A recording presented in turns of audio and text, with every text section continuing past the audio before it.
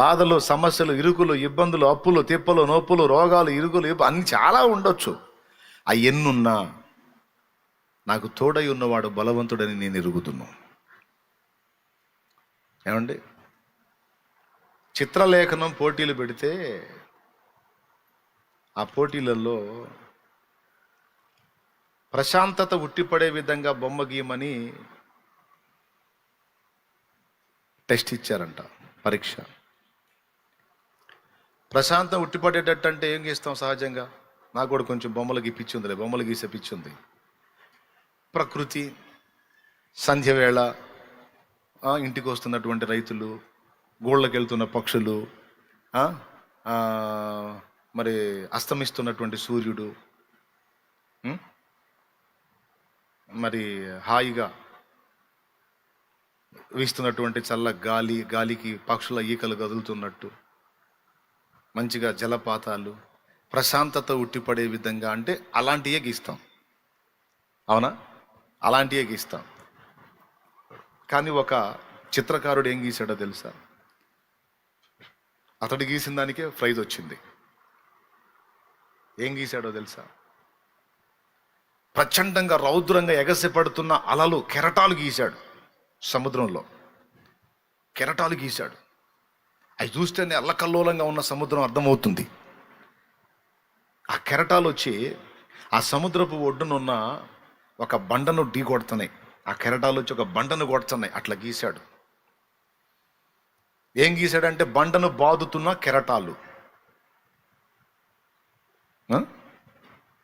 ఆ బండలో ఒక సందు, ఆ సందులో ఒక పిట్ట నిమ్మళంగా కూర్చోవటం వేశాడు. దానికి వచ్చింది ప్రైజ్. ఎందుకంటే ప్రశాంతత ఉట్టిపడే విధంగా రెండు చూపించాడు అక్కడ. సముద్రపు అలలు, కెరటాలు చూస్తే ప్రశాంతత కాదు, భీతి గొలిపే విధంగా ఉంటాయి. అవి అలాగూ లేసొచ్చి అలలు రాతిని కొడుతున్నప్పుడు ఆ దృశ్యం ఒకసారి ఊహించండి. ప్రశాంతత ఉంటుందా? ఉన్న ప్రశాంతత పోయిద్ది. అది చూస్తే ఉన్న ప్రశాంతత పోయిద్ది. కానీ అవి కొడుతుంది దేన్ని? రాతిని. రాతిలో ఏముంది? చిన్న రంధ్రం ఉంది. ఆ రంధ్రంలో ఏముంది? పెట్టు ఉంది. అది ఎలా ఉంది?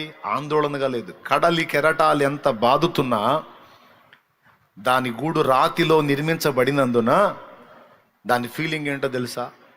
కెరటాలు ఈంతున మొదలు పెట్టుకొని ఉదయం నుండి సాయంత్రం వరకు, సాయంత్రం మొదలుకొని తెల్లవారు వరకు మీరు ఎంత కొట్టినా ఈ రాయి పగిలేది లేదు, నాకు హాని జరిగేది లేదు. ఇది బండ.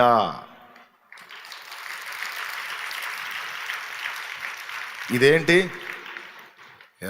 ఇప్పుడు పక్షికి ఉన్న నిరీక్షణ దేన్ని బట్టి? తాను ఆశ్రయం పొందిన బండ. ఓకే, ఇప్పుడు అదే గువ్వవి నువ్వు అనుకో, అదే పక్షివి నువ్వు అనుకో. నువ్వు ఆశ్రయించిన బండ ఒకటి ఉంది. నేను ఆశ్రయం పొందినవాడు కూడా బండ. ఇశ్రాయేలును వెంబడించిన బండ, ఆ బండ క్రీస్తే. ఆయనలో ఉన్నాను నేను. నా ప్రశాంతతకు ఢోకా లేదు. ఎలాంటి విపత్తుకు కూడా తప్పించుకోవడానికి ఐడియా ఇస్తాడు. స్టార్టింగ్లో మనం టెన్షన్ పడినా తర్వాత మోకాళ్ళు వేసేది ఖాయం, దేవుడు ఆలోచన చెప్పేది ఖాయం. ఎందుకంటే మనకు ఆయన ఉన్నాడు కాబట్టి. కానీ అన్యుడికి లేదు. బీపీ పెంచుకోవటమే, నరాలు పగలటమే. దేవునికి స్తోత్రం. కానీ మనకి దేవుడు ఉన్నాడు. దేవుణ్ణి ఎరిగి, దేవుణ్ణి హత్తుకొని, దేవుని మీద హృదయాన్ని ఆనుకోన చేసిన వాళ్ళందరికీ దేవుడు ఉన్నాడు కనుక సమస్య వచ్చినప్పుడు టెన్షన్ పడిన తర్వాత దాని నుంచి బయటపడటానికి కావలసిన ఆలోచన నా దేవుడిస్తాడు. లోకంలో అన్యులు అంటారు, అన్యులకి ఎంత భరోసా ఉందో చూడండి. ఇక దేవుణ్ణి ఎరిగిన మనకి ఇంకా ఎక్కువ భరోసా ఉంటుంది. ఏంటో తెలుసా? 100 కోటి దరిద్రాలకు అనంత కోటి ఉపాయాలంట. తమ్ముడు కాళ్ళముడు, 100 కోటి దరిద్రాలకు అనంత కోటి ఉపాయాలు వాళ్ళు చెప్పుకుంటారు ఆదరణ కోసం. ఏ ఆదరణ లేని వాడికి అంత భరోసా ఉంటే జీవము గల దేవుణ్ణి కలిగిన మనకెంత భరోసా ఉంది. కాబట్టి నీకు ఒకవేళ 100 కోటి సమస్యలు వస్తే వాటికి అనంత కోటి పరిష్కారాలు నా దేవుని దగ్గర ఉన్నాయి. చక్కని ఆలోచన చెప్తాడు. మనం ఆయన ఆశ్రయిస్తాం. ఎందుకంటే మన హృదయం ఆయన మీద అనుకుంది. మనం ఆయన్ని ఆశ్రయించిన వాళ్ళం, మన మైండ్ అంతా ఆయనే. కాబట్టి ఐడియా. ఏం టెన్షన్ పడుతున్నావా ఎట్లా చేయాలని? నేను చెప్తా చెయ్యి అని ఐడియాస్ ఇస్తాడు. ఈరోజు ప్రపంచ ప్రఖ్యాతిగాంచిన శాస్త్రవేత్తలలో పెక్కుమంది కనుగొన్న విషయాలే ఈరోజు మనం వాడుకుంటున్నాం. వేసుకున్న వస్త్రాన్ని కుట్టే కుట్టు మిషన్ దగ్గర నుంచి పైన తిరిగే ఫ్యాన్ దాకా, దాన్ని పవర్తో తిప్పుతున్న విద్యుత్ దాకా కనుగొన్న వాళ్ళంతా క్రైస్తవులే. కనుక్కున్న వాళ్ళంతా క్రైస్తవులు. ఎక్కువ శాతం మంది, మెజారిటీ క్రిస్టియన్సే ఉన్నారు, క్రైస్తవులే ఉన్నారు. కావాలంటే మీరు సెర్చ్ చేసి చూసుకోండి. అంటే భూమి మీద బతకడానికి అనువైనటువంటి వనరుల కోసం వాళ్ళు దేవుడిని ఆశ్రయించారు. దేవుడు ఒక బల్బు వెలిగించాడు, నిజంగానే బల్బు వెలిగించాడు థామస్ ఆల్వా ఎడిసన్. బ్రెయిన్లో వెలిగింది ఫస్ట్ బల్బు థామస్ ఆల్వా ఎడిసన్కి, తర్వాత అది బయట వెలిగింది. ఫస్ట్ బ్రెయిన్లో వెలిగించిన వాడు దేవుడు. ఆ జ్ఞానం ఆయనే ఇస్తాడు. బ్రతకడానికి నీకు కావలసిన వనరులు, ఆ సౌకర్యం కోసం కావలసిన జ్ఞానాన్ని నీకు ఇస్తాడు ఆయన. కంప్యూటర్ కనుక్కున్న దగ్గర నుంచి, గ్రాహం బెల్ దగ్గర నుంచి అన్ని రకాలు చూడండి. ఫోన్ కనుక్కున్న గ్రాహం బెల్, ఈరోజు ఫ్లైట్లో తిరుగుతూ ఉన్న రైట్ బ్రదర్స్ చూడండి. అన్నీ రైల్ ఇంజిన్ కనుక్కున్నాడు, ప్రింటింగ్ మిషన్ కనుక్కున్నాడు గూటెన్బర్గ్, క్యాలిక్యులేటర్ కనుక్కున్నాడు. మొత్తం దేవుని బిడ్డలే. ఇక వేస్తాడు ఆ కుప్ప వస్తే చూడండి. కుట్టు మిషన్ కనుక్కున్నాడు, బల్బు కనుక్కున్నాడు, ఏమండి అదిగో టేప్ రికార్డు, రేడియో రికార్డింగ్ అంతా కనుక్కున్నాడు. ఇదేంటి డీజిల్ ఇంజిన్, రాకెట్, కెమెరా,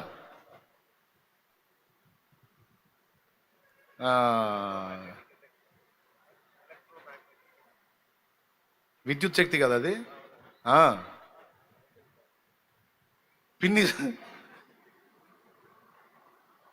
పిన్నీస్తో సహా ఫ్యాన్, సీలింగ్ ఫ్యాన్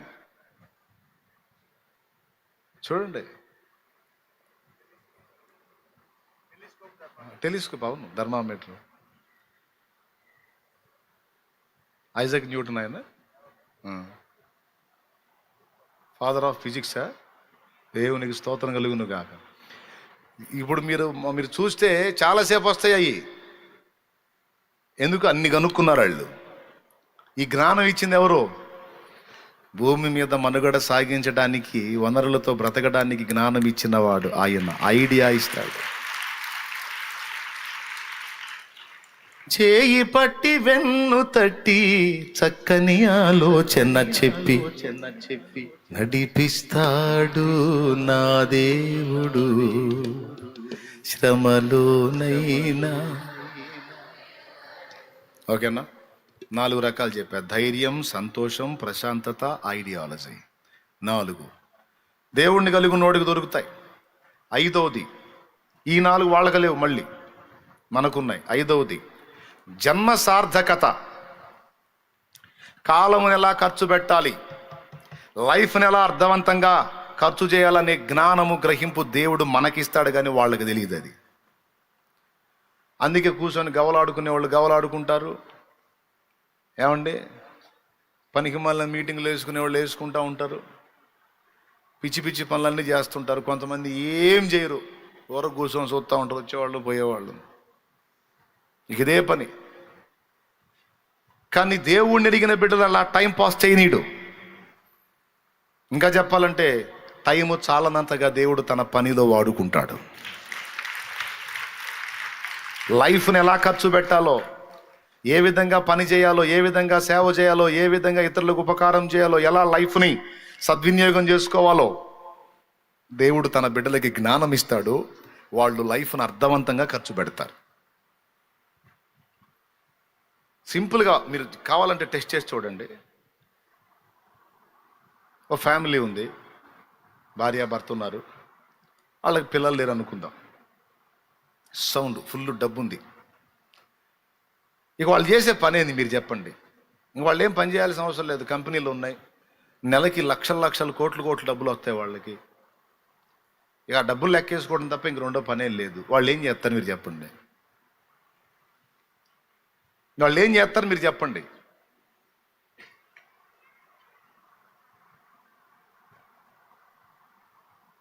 ఏం చేయాలి? పార్టీలు కానీ వాటికని వీటికని తిరిగి కొద్ది రోజులు ఖర్చు పెడతారు, కొద్ది రోజులకి అది బోర్ అనిపించింది. ఇంటికాడ కూర్చుంటారు, ఇది బోర్ అనిపించింది. అక్కడ టూర్లు తిరుగుతారు, అది బోర్ అనిపించింది. పొద్దస్తమాన ప్రయాణాలు చేదరు కదా, ఎందులో హ్యాపీ ఉండదు. చివరికి 2 గువ్వల్లా కూర్చుంటారు. అంతేనా? ఇంకేమైనా చేస్తారా?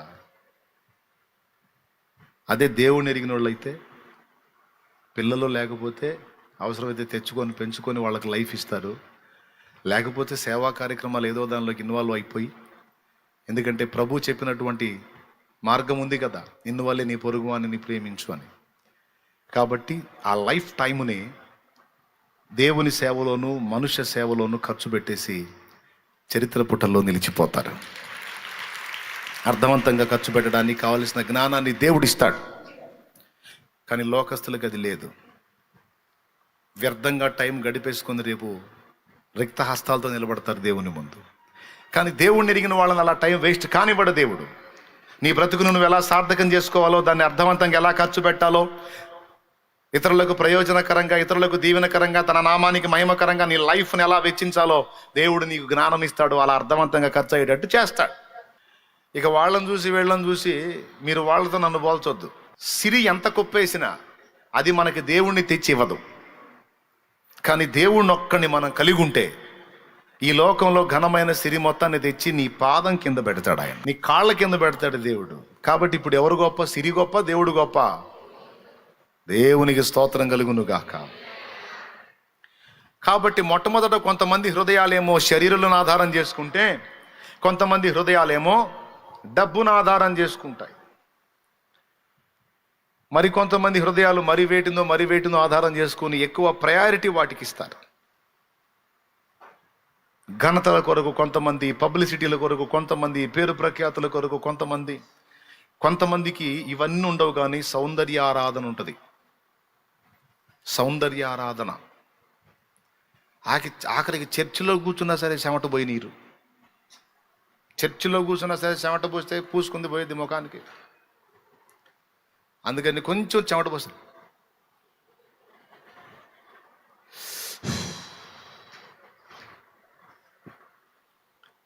దేవుని సన్నిధిలో కూర్చున్నా సరే ఆరాధించేటప్పుడు కూడా గ్లామర్ ఎఫెక్ట్ కావద్దు. అందుకని ఎక్కువ కొట్టరు చప్పట్లు, ఎక్కువ కొడితే చెమట పోసింది, పూసుకుంది పోయిద్ది. అందుకని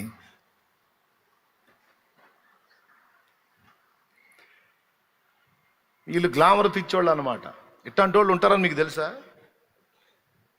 చూపిద్దును కానీ మళ్ళీ చూపిస్తే మళ్ళీ మీరు ఇబ్బంది పడతారు, అందుకని చూపించండి. వీళ్ళకి సౌందర్య ఆరాధన. ఎప్పుడన్నా చూడు, ఎక్కడన్నా చూడు, వీళ్ళకంటే ఎవరన్నా అందంగా కనపడితే చాలు వాళ్ళని కలిసి ఏం పోస్తున్నారని అడిగిన దాకా తపనాగదు వీళ్ళకి. అందం పిచ్చి, అలంకరణ పిచ్చి. నేను చెబుతున్నా, దేవుని కంటే ఎక్కువగా మరి ఏది నువ్వు ఘనపరిచినా అది నీకు విగ్రహం. నీ హృదయం అట్లా తిప్పుకోగలిగితే నువ్వు దేవుణ్ణి కోల్పోతావు. అలా తిప్పుకొని వేరే వాటి మీద నీ హృదయాన్ని పెట్టుకొని నువ్వు చేసే ఆరాధన వ్యర్థమైపోతుంది. హృదయమును దూరంగా ఉంచుకొని పెదవులతో నన్ను ఘనపరుస్తున్నారు అన్నాడు. మరి హృదయం దూరంగా అంటే ఎటు పోతుంది? అది ఎక్కడో తిరుగుతుంది. పెదాలు మాత్రం దేవుని మయంపరుస్తున్నాయి. ఆయన అంటాడు, నాకు వద్దు ఈ ఆరాధన అంటాడు. నాకు హృదయపూర్వకమైన ఆరాధన కావాలి. హృదయపూర్వకంగా, పూర్ణ హృదయముతో, పూర్ణ మనసుతో, పూర్ణ ఆత్మతో, పూర్ణ బలముతో, పూర్ణ వివేకముతో నీ దేవుడైన ప్రభువుని ప్రేమించు. అది కావాలి. కొంతమంది హృదయంలో అలా ఉంది. నువ్వు ఎలాంటిదైనా కానీ, ఎలాంటి వ్యక్తి అయినా కానీ లెక్క చేయరు. నాకు దేవుడు ఎక్కువ, నాకు దేవుడు ముఖ్యం సార్, నాకు దేవుడే ఎక్కువ. డబ్బు దేవుడే ఎక్కువ, నాకు మనుషుల దేవుడే, ఆయన కంటే నాకు ఎక్కువైంది ఏదీ లేదు. సేవలో కూడా నేను అదే ఫిక్స్ అయ్యా. విశ్వాసులను సంతోషపెట్టాలి, విశ్వాసులకు అందుబాటులో ఉండాలి అని ఎప్పుడు అనుకోలా. తెలుసా మీకు, ఇంచుమించు 300 మంది సంఘం ఉన్నప్పుడే ఫోన్ తీసేశా. దేవునికి స్తోత్రం కలుగును గాక. కొంతమంది అన్నారు, బ్రదర్ దగ్గరికి మనం వస్తున్నాం, మరి ఫోన్కి అందుబాటులో లేకపోతే ఎట్లా? మనం వచ్చినప్పుడు మనకు ప్రార్థన చేయకపోతే ఎట్టా? మనం వచ్చినప్పుడు మనకు అందుబాటులో లేకపోతే ఎట్టా? అందుబాటులో ఉండాలి కదా బ్రదర్, దైవజనుడు అందుబాటులో ఉండాలి కదా అని అప్పుడే కౌన్సిలింగ్ స్టార్ట్ అయింది నాకు. 300 మంది ఉన్నప్పుడే లెక్క చేయలే, వస్తే రా లేకపోతే పో. నేను నీకు కదా అందుబాటులో ఉండాల్సింది. నువ్వు బాగుపడాలంటే నేను దేవుడికి అందుబాటులో ఉండాలి. నేను దేవునికి అందుబాటులో ఉండి దేవుని పాదాలు పట్టుకొని దేవుని ప్రభావంతో నింపబడితే నేను ప్రకటించే వాక్కులో జీవం ఉంటుంది, అది నీ బ్రతుకుని బాగు చేసిద్ది. నేను చేసే ప్రార్థనలో జీవం ఉంటుంది, ప్రభావం ఉంటుంది, అది నీ శరీరమును స్వస్థపరిచిద్ది, నీ దేహానికి మేలు కలిగించిద్ది. ఇదంతా ఆయన ఇచ్చినటువంటి కృపలో ప్రభావంలో ఉంటుంది, అది నేను అక్కడ పొందుకోవాలి. నేను దేవుడికి అందుబాటులో లేకుండా నీ భజన చేసుకుంటా నీ చుట్టూ తిరిగితే నీకు ఏం దక్కదో, నాకేం దక్కదు. అందుకే నేను ఎవరికి అందుబాటులో ఉండాలి? విశ్వాసులకా దేవుడికా? నంబర్ 1 దేవునికి అందుబాటులో ఉండాలి. నంబర్ 2 విశ్వాసులు. అది ఫిక్స్ అయిపోయి అప్పుడే తెగించి ఓ పని చేసేటట్టు దేవుడు కృపనిచ్చాడు. విశ్వాసులకు అందుబాటులో లేకుండా ఎక్కడో వేరే దగ్గర తిరిగేటట్టు కాకుండా దేవునికి అందుబాటులోకి పోయేటట్టు ఆకర్షించాడు. కొంతమంది సేవకులు ఏం చేస్తారంటే, నేను ఈ మాట అన్నానని విశ్వాసులను లెక్క చేయను నేను, అలాగని దేవుడి దగ్గర కూడా పోను. బజార్లో పెట్టి బలాదూరు తిరుగుతానంటే ఎటు కాకుండా పోతావు. పాస్టర్లో చెప్తున్నా, మళ్ళీ ఈ మాట తీసుకొని విశ్వాసులు తోసేస్తారు. అందుకని విశ్వాసులకు దూరం అయితే నువ్వు దేవునికి దగ్గరలో ఉండాలి. దేవుని దగ్గర నుంచి పక్కకు వస్తే విశ్వాసులకు అందుబాటులో ఉండాలి. ఇటు బిడ్డల్ని బ్యాలెన్స్ చేయాలి, అటు దేవుణ్ణి నంబర్ 1లో దేవుణ్ణి పెట్టుకోవాలి. విశ్వాసులు సాగించుకుంటారు, కొంతమంది అలుగుతారు, ఫీలింగ్ ఇస్తారు, రకరకాలుగా మాట్లాడతారు. పాసిబిలిటీ ఉంటే వెళ్ళు, లేకపోతే చెప్పు ఉన్న సంగతి. నేను దేవునికి అందుబాటులో ఉన్నాను, బాధ్యతలు పెంచి ఉన్నాయి కనుక అర్థం చేసుకోండి, సహకారాలను ఏర్పాటు చేశాను, వినియోగించుకోండి.